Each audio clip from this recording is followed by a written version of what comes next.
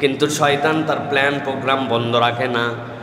বান্দা বোঝে, অনেক সময় বোঝে না, নানান টেকনিকে বান্দাকে তারপরেও শিরকের মধ্যে নিমজ্জিত করতে শুরু করে।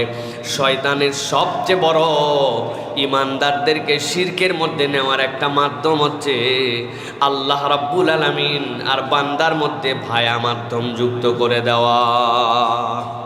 ভায়া মাধ্যম মানে কি?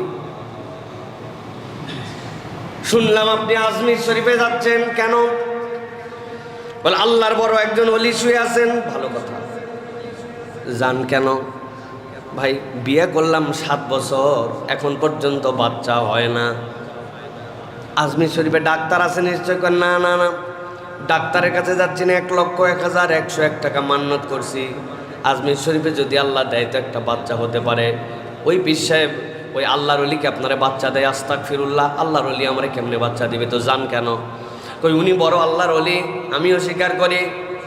উনার কাছে যদি বলা হয় উনি দিতে পারে না, কিন্তু আল্লাহর কাছে উনি একটু বলে দেয়, আল্লাহ দেয়, কিন্তু একটু বাবার মাধ্যম দিয়ে দেয়। বুঝে থাকলে বলেন তো এরকম ইমানদার মুসলমান নামদারি আমাদের সমাজে আছে কি না?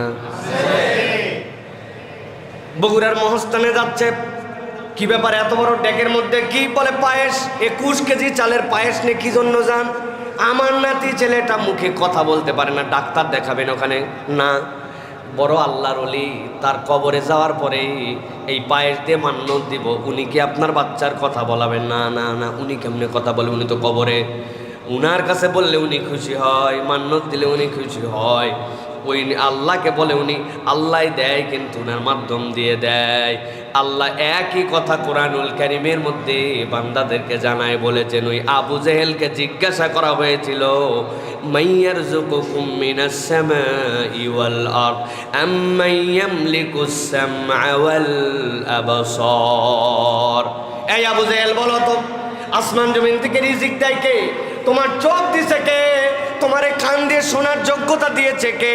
যেই মানুষ আল্লাহর বিরোধিতা করে, নবীর বিরোধিতা করে, ইসলামের বিরোধিতা করে, আল্লাহর নবীর মাথার উপরে উটের ভুঁড়ি চাপায় হত্যা করার জন্য চেষ্টা করে, লাফ দিয়ে চিৎকার দিয়ে বলছে সায়াকুলুনাল্লাহ। জিজ্ঞাসা করছো কি তুমি? আজ কবি জিজ্ঞাসা করছো?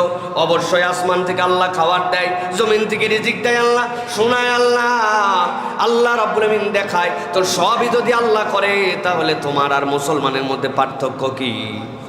তোমার আর ইমানদারের মধ্যে পার্থক্য কি? ইমানকে তো বিরোধিতার পর্যায়ে নিয়ে আসছো কেন? আল্লাহ বলছেন আর কোনো পার্থক্যর জায়গা নাই।